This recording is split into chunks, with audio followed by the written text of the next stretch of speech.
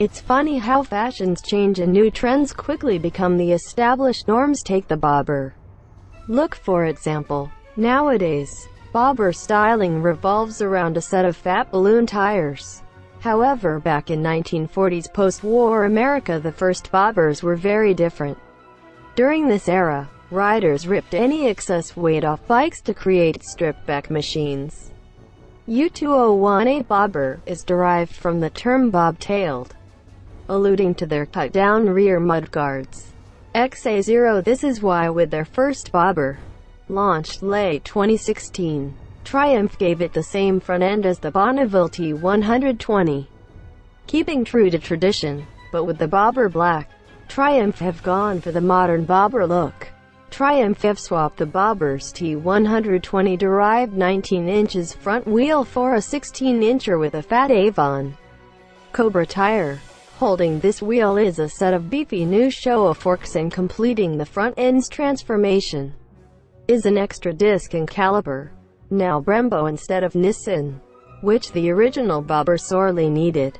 As the name suggests, the black is painted in two options of Henry Ford's favorite color and devoid of the first bobber's chrome. Any shiny parts are now covered in a moody black paint, and as a nod to the bike's modern ethos, the headlight is an LED unit with daytime running lights. DRL XA0. Other than the addition of one-button cruise control and its associated single switchgear, the black and bobber are identical. Interestingly, both models have the same rake, trail and wheelbase, which is promising as the bobber surprised MCN with its adept handling. But what does the addition of that chunky front tire do to this trait? Visually, you have to say the chunky front end works. In the flesh, the black looks low and moody, like a two-wheel hot rod, and once moving it's a total revelation.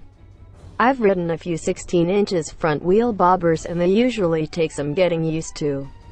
The wide tire needs forcing into bends as you overcome its profile, and this makes the bike feel lethargic in corners. But there's none of that here. The bobber black responds just like a normal bike and is actually even better handling than the standard bobber. It really is remarkable, and if you didn't know, you would never guess from its ride it had a fat front tire. Here on the fantastic Ronda Road in southern Spain, the Triumph is an absolute joy. It rolls.